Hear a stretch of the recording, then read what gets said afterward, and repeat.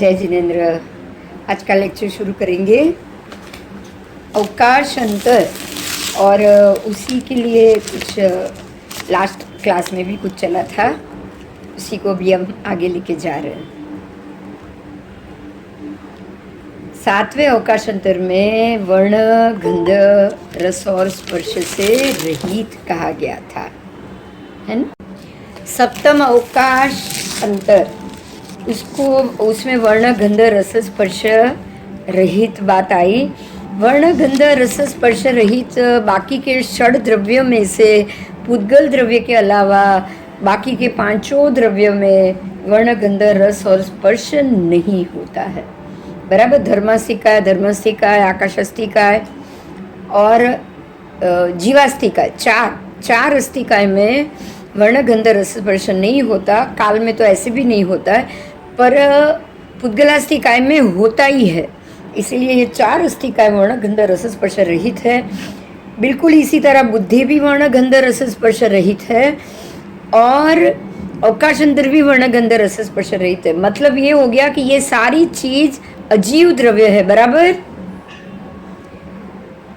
जैसे धर्मास्तिकाय, आकाशास्तिकाय और जीवास्तिकाय, ये जीवास्तिकाय नहीं, लेकिन ये 3 अजीव द्रव्य है। ऐसे ही आकाश अंतर भी अजीव द्रव्य है। बराबर। और ऐसे ही बुद्धि का भी यहीं पे ही गिनती होगी, क्योंकि बुद्धि में भी वर्ण, गंध, रस, स्पर्श नहीं होता, और वो जीव तो है ही नहीं। आओ, नारकी में कितने 24 दंडक की बात की है। अब 24 दंडक के अंदर भी वर्ण, गंध, रस, स्पर्श है कि नहीं, आज हम ये जानेंगे। नारकी में कितने वर्ण, गंध, रस, स्पर्श होते हैं। परमात्मा ने जवाब दिया, हे गौतम, वैक्री और तेजस शरीर की अपेक्षा से 5 वर्ण, 2 गंध, 5 रस और 8 स्पर्श। मतलब कि वही पुद्गल के 20 के 20 भेद होते हैं, क्योंकि वैक्रीय शरीर और तेजस शरीर, वो भी दोनों पुद्गल शरीर की पुद्गलास्तिकाय की तरह ही है। पुद्गलास्तिकाय ही है वैक्रीय शरीर भी और तेजस शरीर भी। इसीलिए दोनों में आपको 20 भेद मिलेंगे ही मिलेंगे, पुद्गल के 20 भेद मिलेंगे। कार्मण शरीर की बात की जाए तो उसमें भी 5 वर्ण, 2 गंध, 5 रस और 4 स्पर्श होते हैं। उसमें 8 स्पर्श नहीं होते। कार्मण शरीर, जिसको हम कर्म की लेयर मानते हैं, कर्म के लेयर लगे हुए, उसमें स्पर्श में से आधा हो जाएगा, 4 होगा, 1 होगा तो दूसरा ऑपोजिट वाला नहीं होगा, इसलिए उसमें 4 ही स्पर्श होंगे। 5 वर्ण, 2 गंध, 5 रस और 4 स्पर्श होते हैं। और जीव की अपेक्षा से, जो नारकी के जीव है, वो जीव की अपेक्षा से वर्ण, गंध, रस, स्पर्श रहित होते हैं। जीव में वर्ण, गंध, रस, स्पर्श नहीं होता है। इस प्रकार से स्तनित कुमार तक थोड़ी सेंटर में आओगी तो साइड पर से। हाँ, थोड़ी सेंटर में आओ, साइड पर से करो के साथ वापस। ओके। इसी तरह से स्तनित कुमार तक, 10 के 10 असुर कुमार तक, इसी प्रकार से आपको स्थिति समझनी है। वो सब जीवों की अपेक्षा से उसमें वर्ण, गंध, रस और स्पर्श नहीं होते हैं। मतलब ये हुआ कि जीवास्तिकाय में भी वर्ण, गंध, रस, स्पर्श नहीं होता है। जीवास्तिकाय में होता है, लेकिन नारकी के जीवों की अपेक्षा से उसमें नहीं होता है। जीवास्तिकाय अलग हो गया, जीव अलग हो गया। बराबर। जीव मतलब हमारे अंदर का आत्मा, प्रत्येक जीव, प्रत्येक आत्मा वर्ण, गंध, रस, स्पर्श से रहित है। मगर संसारी जीव, जैसे कि नारकी के जीव, शरीर की दृष्टि से देखने जाओगे तो उसमें वर्ण, गंध, रस, स्पर्श होगा। पृथ्वी काय में कितने वर्ण, गंध, रस, स्पर्श है। पृथ्वी काय भी जीवी है ना। तो औदारिक शरीर और तेजस शरीर, पृथ्वी काय में 2 शरीर आएंगे। नारकी में वैक्री और तेजस शरीर और कार्बन शरीर। पृथ्वी काय में औदारिक, तेजस और कार्बन। बराबर। देखिए फिर से सुनिए, नारकी में वैक्रीय, तेजस, कार्बन, और असुर कुमार में भी वैक्रीय, तेजस, कार्बन। इसी तरह से पृथ्वी काय में औदारिक, तेजस और कार्बन, ये 3 शरीर। और ये 3 शरीर की अपेक्षा से 5 वर्ण, 5 रस, 2 गंध और 8 स्पर्श, पुद्गल के 20 भेद होते हैं। मगर कार्बन शरीर की अपेक्षा से वापस 16 भेद आ जाएंगे, 4 स्पर्श कम होंगे। जीव की अपेक्षा से भी उसमें वर्ण गंध रस स्पर्श रहित है, क्योंकि ये भी आत्मा है, अंदर रहा हुआ आत्मा वर्ण गंध रस स्पर्श से रहित होता है। ऐसे ही जैसे पृथ्वी का में बताया, पृथ्वी का तो वो सारे एक इंद्रिय जीव हो गए, बे इंद्रिय में भी ऐसे ही जानना है, ते इंद्रिय में भी ऐसे ही जानना है, और चौर इंद्रिय में भी इसी प्रकार से जानना है। सिर्फ वायु काय में कुछ अलग होता है। वायु काय में औदारिक, वैक्रिय और तेजस, उसमें वैक्रिय शरीर भी होता है। वायु काय में एक शरीर और होता है, वैक्रिय शरीर भी होता है। तो औदारिक, वैक्रिय और तेजस 3 शरीर की अपेक्षा से 5 वर्ण, 5 रस, 2 गंध, 8 स्पर्श होगा। लेकिन बाकी का जो कार्बन शरीर है उसकी अपेक्षा से स्पर्श 4 ही होंगे, 5 वर्ण, 5 रस, 2 गंध और 4 स्पर्श। बराबर? आओ, इसी तरह से तिर्यंच पंचेंद्रिय, इसमें पंचेंद्रिय तिर्यंच की बात की है। पंचेंद्रिय तिर्यंच की बात को भी हमें बिल्कुल वायुकाय की तरह जानना है, क्योंकि पंचेंद्रिय तिर्यंच में भी, ध्यान से सुनिएगा, पंचेंद्रिय तिर्यंच में भी औदारिक शरीर भी होता है, वैक्रिय शरीर भी होता है और कार्बन शरीर भी होता है। औदारिक शरीर तो हम जानते ही हैं, कुछ कुछ तिर्यंच वैक्रिय शरीर भी कर सकते हैं, अपना वैक्रिय रूप बड़ा भी कर सकते हैं, छोटा भी कर सकते हैं, क्योंकि आपको पता होगा ये लब्धिधारी होते हैं। आपको ये मालूम होगा कि हनुमान जी अपना शरीर बढ़ा सकते थे, घटा सकते थे। बराबर?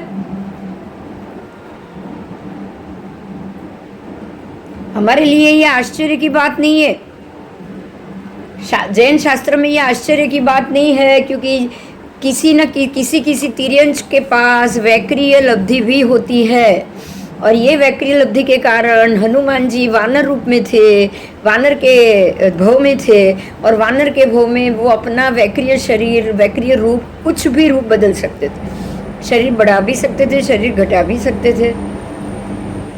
इसलिए ये बिल्कुल सरप्राइज नहीं है। तिर्यंच पंचेंद्रिय वायुकाय की तरह औदारिक शरीरी, वैक्रिय शरीरी, तेजस शरीरी, ये तीनों शरीर की अपेक्षा से 5 वर्ण, 5 रस, 2 गंध और 8 स्पर्श सहित होते हैं। और उनका जो कार्बन शरीर है वो 5 वर्ण, 5 रस, 2 गंध और 4 स्पर्श सहित होता है। बराबर? अब पंचेंद्रिय मनुष्य की बात की है। पंचेंद्रिय मनुष्य में कितने वर्ण, कितने रस, गंध और स्पर्श होते हैं? परमात्मा ने कहा है कि गौतम, औदारिक, वैक्रिय, आहारक, तेजस। देखिए, यहाँ मनुष्य के अंदर तो तिर्यन से भी विशिष्ट लब्धि होती है। मनुष्य के अंदर औदारिक शरीर भी है, वैक्रिय शरीर भी है, आहारक शरीर भी है और तेजस शरीर भी, और 5वां कार्बन शरीर भी। आज एक मनुष्य के अंदर 5 शरीर हो सकते हैं। बराबर? मनुष्य और भी उच्च स्थिति में है सभी योनियों में। देवों के पास ये 5 लब्धि नहीं होगी, नारकी के पास ये 5 लब्धि नहीं होगी, तिर्यंच के पास भी 5 नहीं है, 4 ही है, लेकिन मनुष्य के पास ये 5 लब्धियां हैं। 5 शरीर की प्राप्ति उसको हो सकती है। औदारिक शरीर, वैक्रिय शरीर, आहारक शरीर, ये तीनों शरीर और तेजस शरीर, ये सारे लब्धि प्राप्त मनुष्य पंचेंद्रिय की बात है। उसकी अपेक्षा से 5 वर्ण, 2 रस, 5 वर्ण, 5 रस, 2 गंध और 8 स्पर्श होते हैं। और 5वां कार्बन शरीर, उसकी अपेक्षा से 5 वर्ण, 5 रस, 2 गंध और 4 स्पर्श होते हैं। बराबर?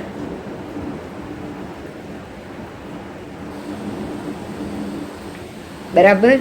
बराबर इसी तरह से हम वाणव्यंतर, ज्योतिषी और वैमानिक। वाणव्यंतर, देखिए असुर कुमार की मैटर आ गई थी पहले, अभी वाणव्यंतर की बात है, ज्योतिषी की बात है और वैमानिक जीवों की बात। अब फिर से देवों में मैं ये याद दिला देती हूँ आपको कि स्तनित कुमार तक 10 के 10 असुर कुमार निकाय भवनपति निकाय है, और उसमें 10-20 इंद्र होते हैं, क्योंकि 10 निकाय में हर एक में 2-2 इंद्र है। तो दसों के दसों भवनपति निकाय में वैखरी और तेजस शरीर की अपेक्षा से 5 वर्ण 2 गंध 5 रस और 8 स्पर्श होते हैं, और कार्बन शरीर में 5 वर्ण 2 गंध 5 रस और 4 स्पर्श होते हैं। बराबर इसी तरह से हम नारकी के जीवों की भी हमने बात की थी, और नारकी के जीवों में जिस प्रकार से नारकी के जीवों में जो बात हुई थी यही बात है, सेम टू सेम, कोई फर्क नहीं है। उसी तरह से ये वाण व्यंतर ज्योतिषी और वैमानिक, उसमें भी यही प्रकार कि भाई 5 वर्ण 5 रस 2 गंध और 8 स्पर्श वैखरी और तेजस शरीर की अपेक्षा से, और कार्बन शरीर की अपेक्षा से 5 वर्ण 5 रस 2 गंध और 4 स्पर्श। आओ बराबर। तो ये आपके प्रत्येक जीव के अंदर के शरीर और उनके वर्ण गंध रस स्पर्श हो गया। ध्यान से सुनिएगा, बहुत आनंद आएगा। जानना ये बहुत ज़रूरी कि कौन से जीव, आप इसमें आपने देखा होगा कि सभी जीवों में मनुष्य के पास सबसे ज़्यादा सिद्धि है, सबसे ज़्यादा ताकत है, सबसे ज़्यादा बुद्धि भी। और इसी बुद्धि को भी वर्ण गंध रस स्पर्श नहीं, मतलब अगर आप कुछ भी पाप हो जाए मनुष्य और अपनी बुद्धि से वो उसका प्रायश्चित कर ले, शुभ बुद्धि शुभ आशय से शुभ भाव से वो अपने किए हुए रोज के कर्म का भी वो प्रायश्चित करता जाए, तो वो बिल्कुल कर्म रहित हो सकता है। यही चीज अगर तिर्यंच चाहे, मनुष्य चाहे, तो वो पचखाण नहीं ले सकते। ये पचखाण है, प्रायश्चित का मतलब पचखाण। जो पचखाण मनुष्य ले सकता है वो पचखाण ना देव ले सकेंगे, ना नारकी ले पाएगा, ना ही तिर्यंच औदारिक शरीर होने के बावजूद, औदारिक और वैक्रिय शरीर होने के बावजूद तिर्यंच भी नहीं ले सकते। बराबर। इसलिए वो किसी भी भव में आप मोक्ष नहीं जा पाओगे, मात्र मनुष्य के भव में ही मोक्ष होगा, क्योंकि मनुष्य ही इस बुद्धि का जो वर्ण गंध रस स्पर्श रहित है, बराबर, ऐसी बुद्धि का वो उपयोग करता है, और वो बुद्धि का उपयोग करके अपने आप को वैराग्य और अहिंसक बना सकता है। सभी हिंसा से वो अपने आप को मुक्त कर सकता है। प्रायश्चित करके की हुई हिंसा की वो माफ़ी भी मांग सकता है, और उसी भव में वो अपने कर्म को घटा के मोक्ष जा सकता है। इसी कारण से ये बुद्धि का उपयोग सिर्फ मनुष्य कर पाएगा। यही कारण है कि मनुष्य भव से ही मोक्ष होगा, बाकी किसी भव से नहीं। अब ये पंचेंद्रिय जीवों की, एकेंद्रिय से लेकर पंचेंद्रिय जीवों की वक्तव्यता और उनके 24 दंडकों में वर्णादि आपने जाना। अब है धर्मास्तिकाय आदि में वर्णादि, मतलब कि धर्मास्तिकाय, अधर्मास्तिकाय, उद्गल आकाशास्तिकाय और जीवास्तिकाय, ये चारों वर्ण गंध रस और स्पर्श से रहित होते हैं। देखिए वो 3 तो अजीव है ही, धर्मास्तिकाय, अधर्मास्तिकाय, आकाशास्तिकाय, वो 3 तो अजीव है ही। वो तीनों भी वर्ण गंध रस स्पर्श से रहित, बिल्कुल बुद्धि की तरह और बिल्कुल अवकाश अंतर की तरह। बराबर बराबर। आकाशांतरी कहा गया इसमें, तो आपके अस्तिकाय भी इसमें आ जाएंगे, और आकाशास्तिकाय भी अलग है और अवकाशांतर भी अलग है, आकाशांतर भी अलग है। ये दोनों चीज को आपको अलग समझना है, ठीक है, उसको एक मत समझना। धर्मास्तिकाय, अधर्मास्तिकाय, आकाशास्तिकाय और जीवास्तिकाय, ये 4 अस्तिकाय वर्ण गंध रस स्पर्श रहित है। लेकिन पुद्गल अस्तिकाय में 5 वर्ण 5 रस 2 गंध और 8 स्पर्श होते ही है। पुद्गल अस्तिकाय का मतलब है छोटा छोटा पुद्गल परमाणु से लेके अनंत पुद्गल इकट्ठे हो जाए और ये हमारा शरीर रूपी स्कंद बन जाए, वहां तक का उसका प्रोसेस। उसके बाद ज्ञानावरण से लेके अंतराय कर्म, यानी कि हमारे 8 के 8 कर्म, ध्यान से सुनिएगा, ज्ञानावरण, दर्शनावरण, वेदनीय, मोहनीय, अंतराय, नाम, गोत्र, आयु, ये 8 के 8 कर्म 5 वर्ण 2 गंध 5 रस और 4 स्पर्श सहित है। देखिए समझ में आ रहा है, इसीलिए कर्म हम पर चढ़ रहे हैं, क्योंकि आप पुद्गल को पकड़ेगा कि नहीं, बहुत इंपॉर्टेंट पॉइंट है ये। पुद्गलास्थि काय पुद्गल से बना हुआ है, परमाणु से बना हुआ है, और वो पूरे 14 राजलोक में भरा हुआ है। और कार्बन वर्गना भी परमाणु है, पुद्गलास्थि का है, और वो भी 14 राजलोक में भरी है। समझ में आ रहा है? हाँ, जीव में कुछ नहीं है ये, लेकिन वो कुछ भी कर्म करने जाएगा तो उसका शरीर पुद्गल का है, शरीर कार्बन वर्गना को पकड़ लेता है। रूम बंद कर, मम्मी पापा उठी जैसे। हमारा शरीर पुद्गल वर्गना से बना हुआ है, और कार्बन वर्गना भी पुद्गल वर्गना से ही बनी हुई है, इसीलिए तुरंत पकड़ लेती है। समझ में आ रहा है ये बात?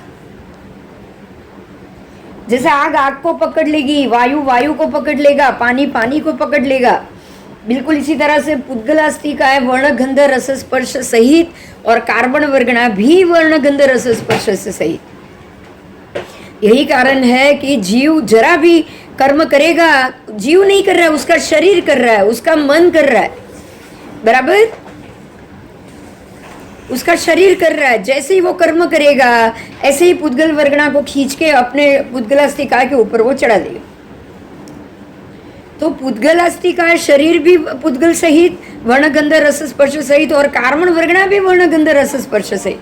अब देखिए आगे आगे जो जो वर्णगंध रस स्पर्श सहित ना, वो सब आपका पुद्गल अस्तिका पकड़ता जाएगा, पकड़ता जाएगा, पकड़ता जाएगा, बराबर?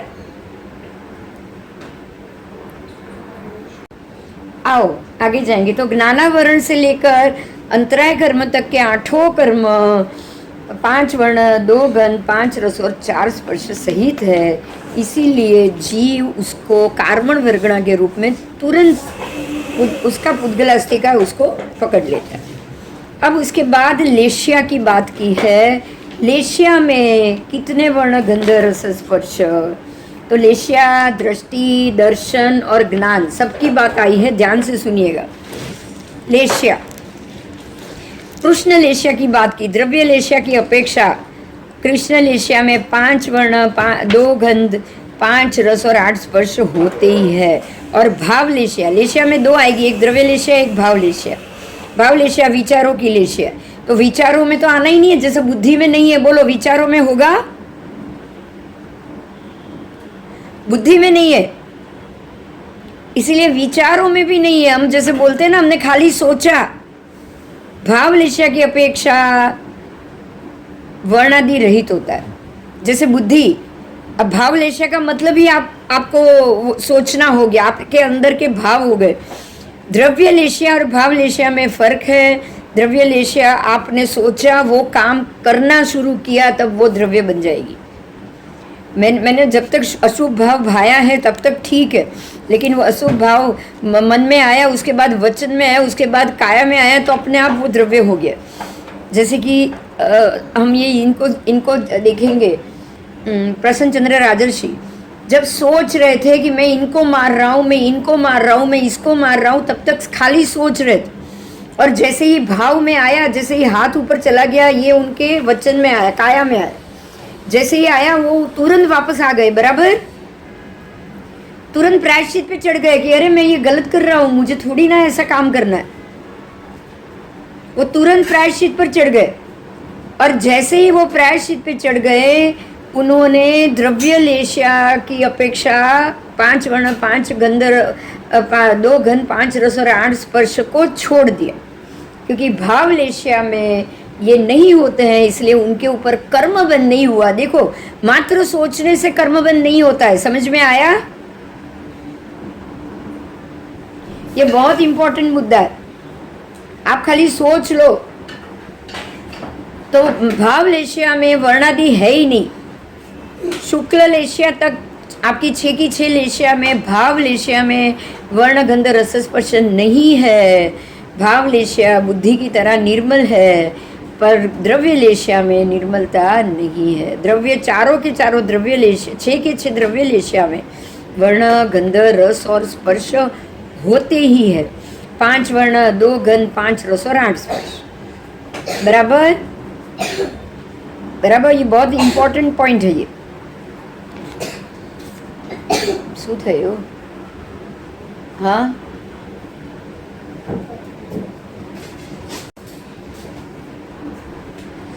अब इसके बाद आ रहा है दर्शन, दृष्टि। दृष्टि आ रही है, सम्यक दृष्टि, मिथ्या दृष्टि और मिश्र, सम्यक मिथ्या ऐसी मिश्र दृष्टि। ठीक है, तो ये सम्यक दृष्टि, मिथ्या दृष्टि और सम्यक मिथ्या मिश्र दृष्टि। उसके बाद दर्शन, चक्षु दर्शन, अचक्षु दर्शन, अवधि दर्शन, केवल दर्शन, ये चारों चार दर्शन आ गए। उसके बाद अभिनिबोधि ज्ञान, श्रुत ज्ञान, अवधि ज्ञान, मनोप्रयोग ज्ञान और केवल ज्ञान, पांचों के पांचों ज्ञान आ गए। और मति अज्ञान, श्रुत अज्ञान, विभंग ज्ञान, ये भी आ गए। अब आपको पता है ज्ञानावरण तो चढ़ते हैं, तो ये सारे ज्ञान, दर्शन, दृष्टि, लेशिया सब चढ़ेगा कि नहीं बताओ? ये द्रव्य से, ये सारा द्रव्य से है, तो द्रव्य से तो सब कुछ चढ़ेगा। इतना ध्यान रखिए, ये सारा द्रव्य है। ज्ञान के ऊपर आवरण कर्म लगते ही लगते हैं, आवरण लगता ही है। तो जिसको जो कर्म के रूप में आपके ऊपर लेयर लग रहे हैं, आठों कर्म, तो आठों कर्म में ज्ञान भी आ गया और दर्शन भी आ गया। तो ज्ञान दर्शन आ गया तो अपने आप दृष्टि भी आ गई, सम्यक दृष्टि, मिथ्या दृष्टि भी आ गई। बराबर। इसके बाद है आहार संज्ञा, भय संज्ञा, मैथुन संज्ञा, परिग्रह संज्ञा, चारों के चारों संज्ञा, आहार, भय, मैथुन, परिग्रह। बराबर। और संज्ञा तो और भी है, क्रोध, मान, माया, लोभ, क्रोध संज्ञा, मान संज्ञा, माया संज्ञा, लोभ संज्ञा और ओग संज्ञा, विशिष्ट संज्ञा, 10 के 10 प्रकार की संज्ञा। और ये 10 प्रकार की संज्ञा भी वर्णादि रहित है। इसमें से कुछ भी, इसमें कुछ भी वर्ण नहीं है। बराबर। ये सारे भाव से वर्णादि रहित है। केवल दर्शन भाव है, अभिनिबोधिक ज्ञान भाव है, श्रुत ज्ञान भाव है, अवधि ज्ञान भाव है, मन प्रयोग ज्ञान भाव है, केवल ज्ञान भाव है, मति अज्ञान, श्रुत अज्ञान, विभंग ज्ञान भी भाव, आहारक संज्ञा, भय संज्ञा, मैथुन संज्ञा, परिग्रह संज्ञा, ये सर्व वर्णादि रही। बराबर। मात्र 8 कर्म ही द्रव्य से है। ध्यान रखिएगा, ये ज्ञानावरण, दर्शनावरण, आवरण लग गया है, वो सारा कर्म है। ठीक है, क्योंकि कार्मण वर्गणा उसके सहित है। मगर जो भाव लेशा है, जो भी द्रव्य लेशा है, द्रव्य लेशा जरूर वर्णगंध रस स्पर्श के साथ है। ऐसे ही द्रव्य ज्ञान, द्रव्य दृष्टि और द्रव्य से ये आपकी संज्ञाएं, ये सब वर्णगंध रस स्पर्श सहित। लेकिन जो भाव लेशिया, भाव ज्ञान, भाव दर्शन, भाव से दृष्टि, ये सब जो भाव से है, ये कुछ भी भाव से संज्ञा, ये सब वर्णगंध रस स्पर्श रही।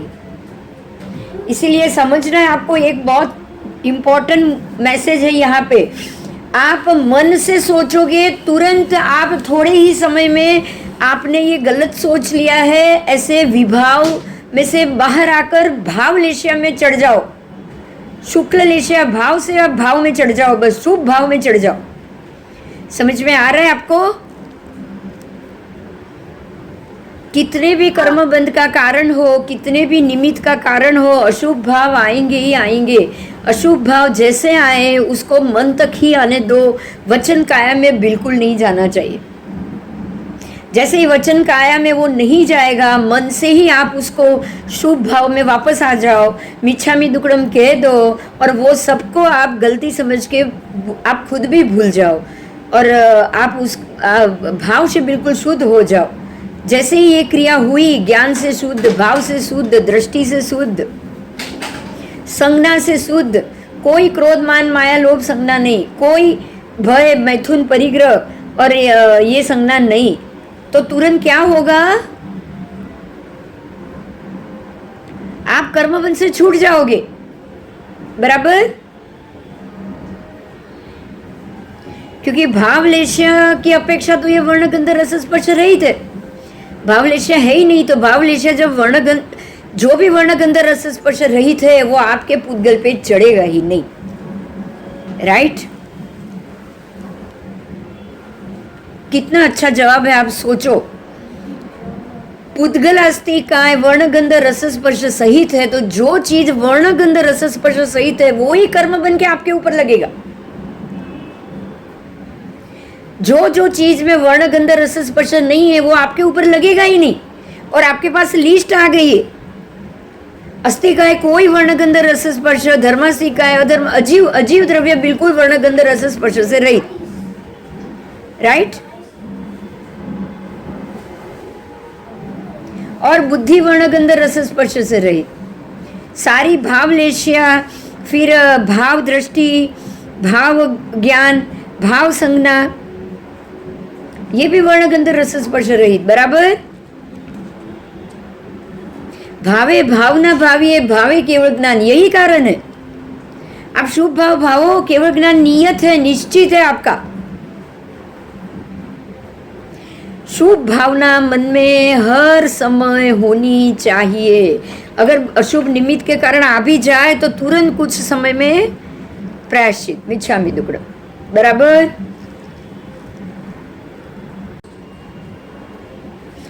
मन में वो आएगा, मन में गुस्सा भी आएगा, मन में नफरत भी आएगी किसी के लिए, मन में क्रोध भी आएगा, सब कुछ आएगा, क्योंकि निमित्त है, वो समय आना है। तो वो समय बींग आपके अंदर गुस्सा आ जाए, क्रोध आ जाए, मान आ जाए, माया आ जाए, कषाय आ जाए, वो समय था, आ गया। लेकिन अंदर अगर पड़ा होगा ना आपके मन में अंदर भाव कि मुझे किसी को कोई निमित्त नहीं बनाना है, मुझे किसी के ऊपर बिल्कुल गुस्सा नहीं करना है, कुछ नहीं करना है, तो आपको तुरंत दूसरे ही पल में आप विभाव में से बाहर आ जाओगे, राइट, है ना। और जैसे ही शुभ भाव में आ गए आप, विभाव भाव से बाहर आ गए और शुभ भाव में अगर आप चढ़ गए, आप समझ लो वो कर्म आपको लगा ही नहीं है, वो शांति से खर गया है, निकल चुका है। तो यही तरीका है अपने ऊपर लगे हुए कार्मण वर्गणा आठों कर्म से बचने का, यही तरीका है, यही तरीका है। और ये अंदर सूक्ष्म बुद्धि में आपको ये चीज डालनी ही डालनी है कि मैं किसी को भी दोषी नहीं मानूंगी या नहीं मानूंगा, बराबर। अब आगे जाएंगे। औदारिक शरीर, वैक्रिय शरीर, आहारक शरीर, तेजस शरीर, ये चारों के चारों शरीर, कार्मण नहीं, ये चारों शरीर, औदारिक शरीर, वैक्रिय शरीर, आहारक शरीर, तेजस शरीर, उसमें 8 स्पर्श है, 5 वर्ण, 5 रस, 2 गंध और 8 स्पर्श।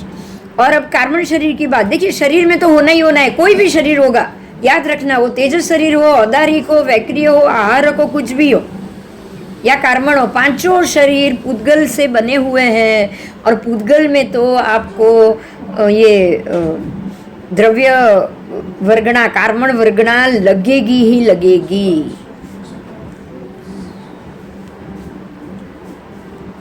ठीक है। और कार्मण शरीर, अब ये 8 स्पर्श युक्त, अब कार्मण शरीर मनोयोग, वचन योग, मन योग, वचन योग, का योग तो आगे आ गया, मन योग, वचन योग और कार्मण शरीर 4 स्पर्श युक्त है, 4 स्पर्श।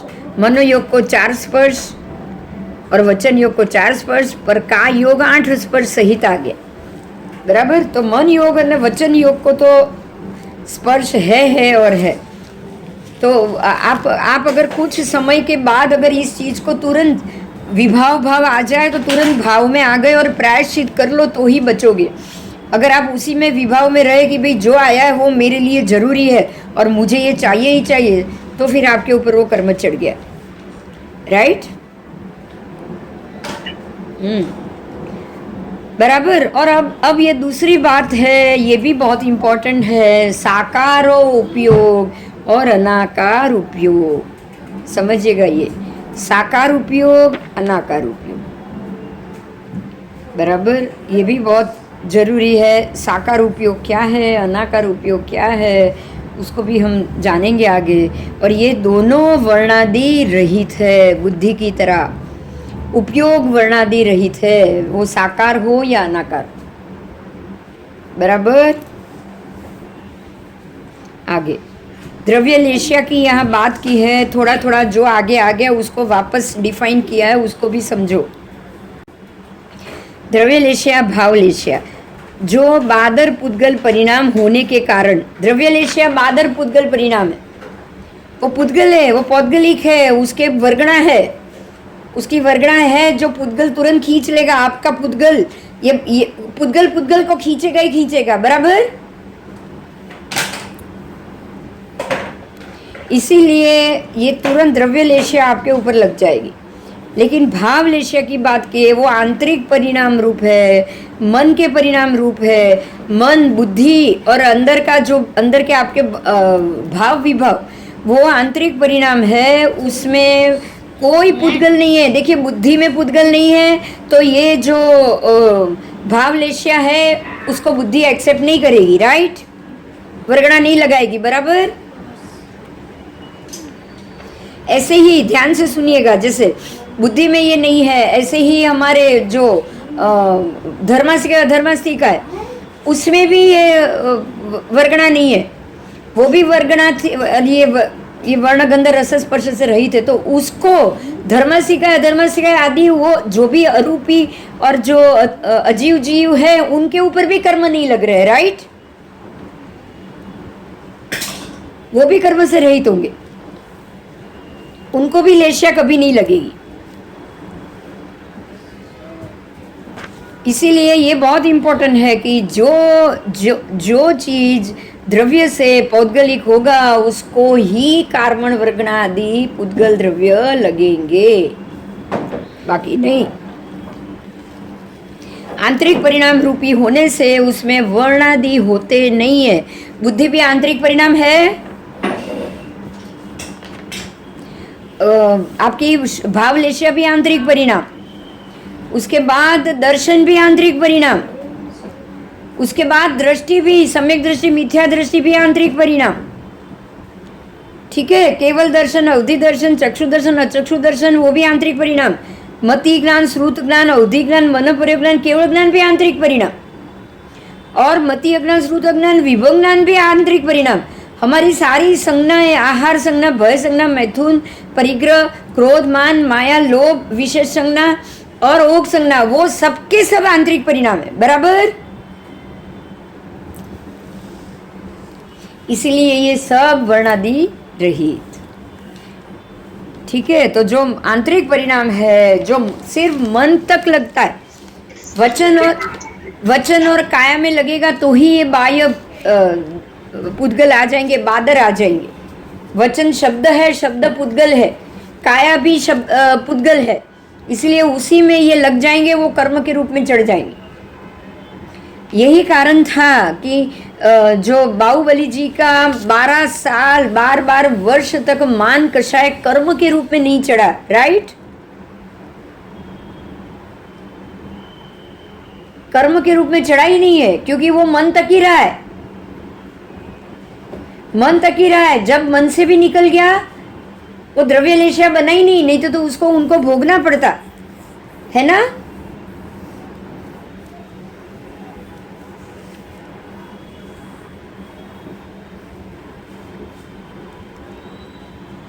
आओ, आंतरिक परिणाम रूपी होने से भाव लेशिया में वर्णादि नहीं होते हैं, और भाव लेशिया रूपी होती है, उसमें तो रूप भी नहीं है।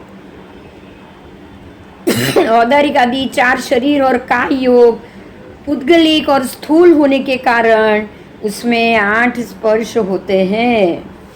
जो स्थूल है वो आंतरिक है, वो सूक्ष्म भी है और आंतरिक भी है, इसीलिए उसमें कोई कर्म नहीं लगेगा, बराबर। ऐसे ही कार्बन शरीर, मनोयोग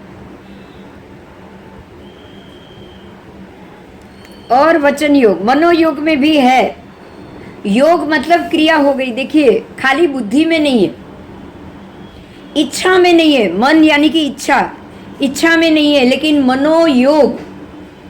मनोयोग और वचन योग। इच्छा तो अभी की शुभ, और शुभ की तो शुभ इच्छा की तो कोई कर्म बंद नहीं होगा, अशुभ करोगे तो तब भी लगेगा थोड़ा भी, क्योंकि अशुभ कर्म खाली बोलने से नहीं, करना भी पड़ता है, राइट?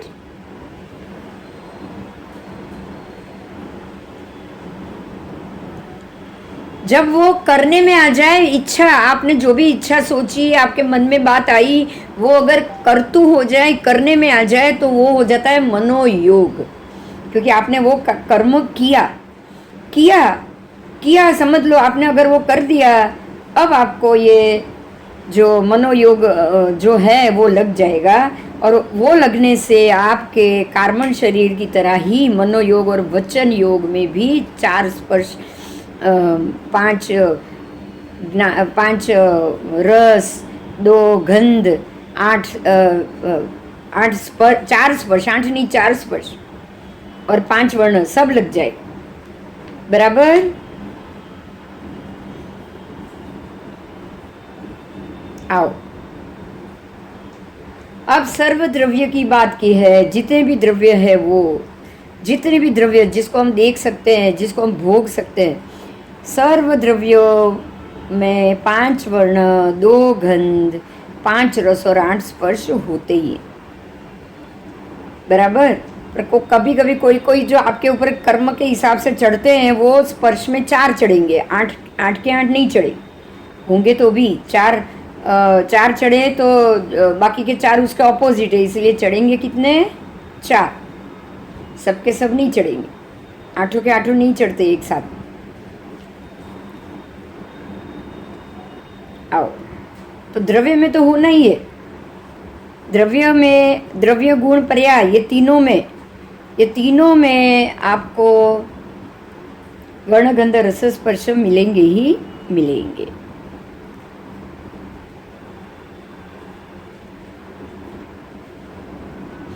कुछ द्रव्य वर्ण गंध रस स्पर्श रहित भी होते हैं। हाँ, परमात्मा ने ये बताया है, कुछ द्रव्य वर्ण गंध रस स्पर्श रहित भी होते हैं। कुछ द्रव्य में वर्ण गंध रस स्पर्श में 8 स्पर्श सहित होते हैं, और कुछ गंध वर्ण गंध रस और स्पर्श में 4 स्पर्श सहित होते हैं।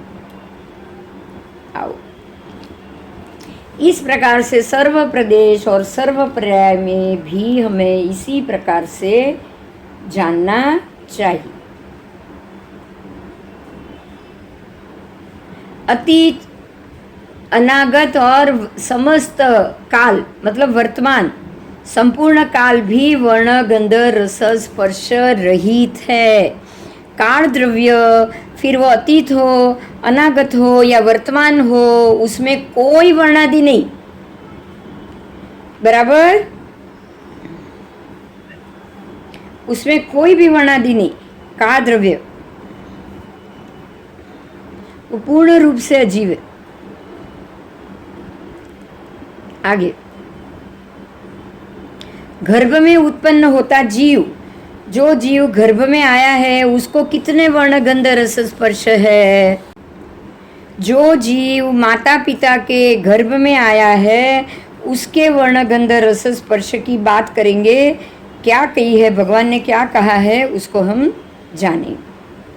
आओ, वर्ण गंध रस स्पर्श में गर्भ में उत्पन्न होता जीव 5 वर्ण, फिर 2 गंध, 5 रस और 8 स्पर्श, उसको 8 के 8 स्पर्श होता है। वो 8 के 8 मतलब 20 भेद से, पुद्गल के संपूर्ण 20 भेद सहित परिणाम से वो परिणित होता है। गर्भ में ठहरा जीव पुद्गलास्थ इकाई है, उसको सब भेद उसको लगते हैं। उसमें 5 वर्ण, 2 गंध, 5 रस और 8 स्पर्श होते हैं। बादर पुद्गल वर्ण में, हाँ, बादर में मतलब जो उसका जो गठन हुआ है उसकी बात। और सूक्ष्म पुद्गल में 5 वर्ण में भी 5 वर्ण, 2 गंध, 5 रस और 4 स्पर्श होता है सूक्ष्म में। अब परमाणु पुद्गल में मतलब एक छोटे से कणिये में, परमाणु की एक कणिये में 1 वर्ण, 1 गंध, 1 रस और 2 स्पर्श होते हैं। कितने? परमाणु पुद्गल में, पुद्गल के एक कणिये में 1 ही वर्ण होगा, एक ही है ना, परमाणु एक ही होगा ना, बताओ। परमाणु का एक कणिया, 1 वर्ण, 1 गंध, 1 कणिया है तो एक ही होगा। एक रस और दो स्पर्श होते हैं। वो कणिये में भी शुभ स्पर्श भी हो सकता है, अशुभ स्पर्श भी हो सकता है, बराबर। खाली स्पर्श दो, बाकी सब एक एक एक, राइट, बराबर।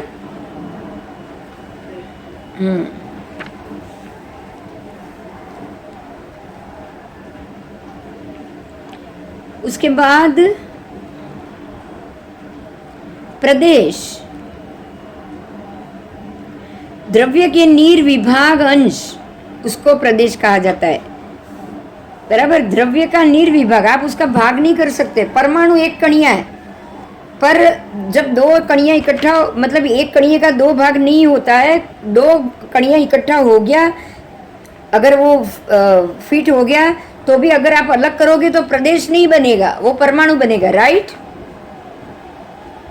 हाँ, तो दो प्रदेश को कहा जाता है, दो परमाणु को कहा जाता है प्रदेश। और द्रव्य की भिन्न भिन्न अवस्था को पर्याय कहते हैं। देखिए, पर्याय को बहुत अच्छे से समझना है।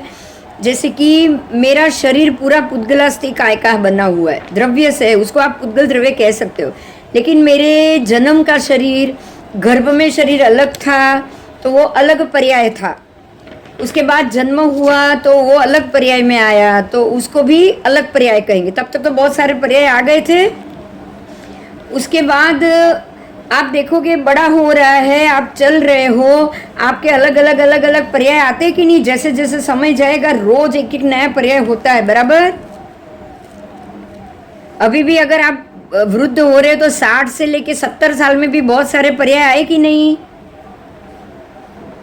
कभी ऐसा भी पर्याय आप चल नहीं पाए, कभी ऐसा भी पर्याय आया कि आप बीमार हो गए, कभी ऐसा भी पर्याय आया होगा कि आप बहुत अच्छे से तबीयत ठीक है और सब अच्छा है। तो ये अलग अलग पर्याय हुआ, जो आप अलग अलग समय अलग अलग फील करते हो, उसी का नाम है पर्याय। ठीक है, तो रूपी द्रव्य के प्रदेश और पर्याय वर्णादि सहित होता है, और अरूपी द्रव्यों का प्रदेश और पर्याय उस द्रव्यों के समान वर्णादि रहित, बराबर। जो रूपी है वो वर्णादि सहित, पर जो अरूपी है, मतलब जो दिख ही नहीं रहा है, मतलब वर्ण नहीं है तभी नहीं दिख रहा है, बराबर। वर्ण होता तो दिखाई देता ना, उसमें अगर वर्ण होता तो दिखाई देता।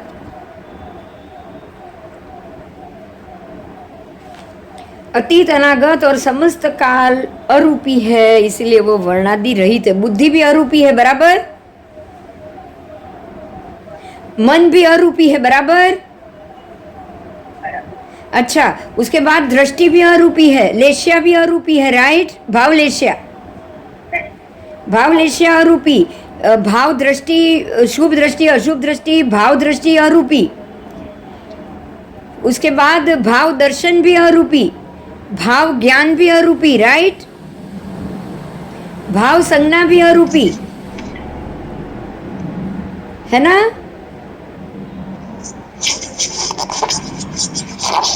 अब भाव मन, भाव मन हो सकता है, पर भाव वचन तो नहीं हो सकता ना, और भाव काय भी नहीं हो सकती, बराबर।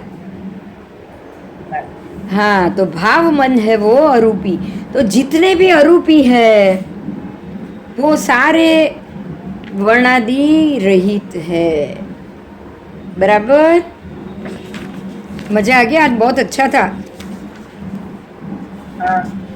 हाँ, बहुत ही अच्छा था आज का। अब ये शतक का अंतिम पाठ है कि कर्म, क्या जीव कर्मों से ही मनुष्य तिर्यंच आदि विविध रूपों को प्राप्त करता है? क्या कर्म के बगैर विविध रूप को वो प्राप्त नहीं करते हैं? क्या संपूर्ण जगत कर्मों से ही विविध रूपों को प्राप्त होता है, बराबर।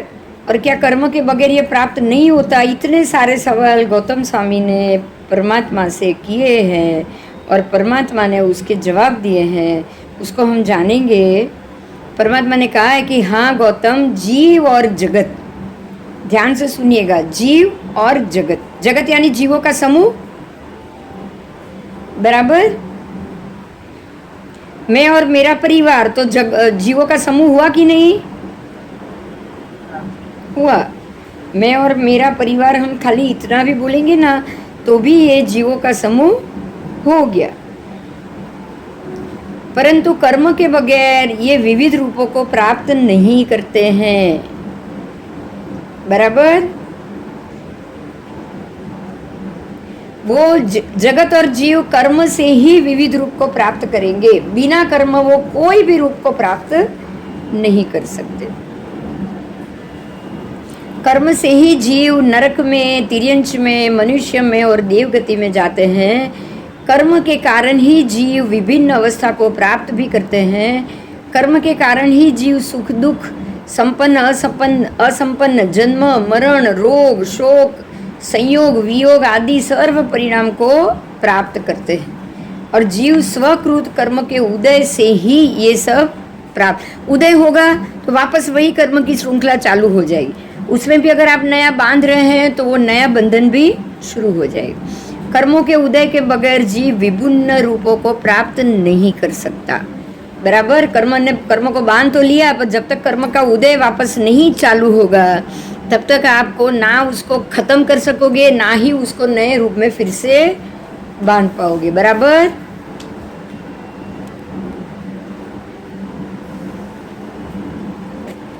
आपका ये 11वां शतक खत्म हुआ, अभी हम 12वां शतक शुरू करेंगे।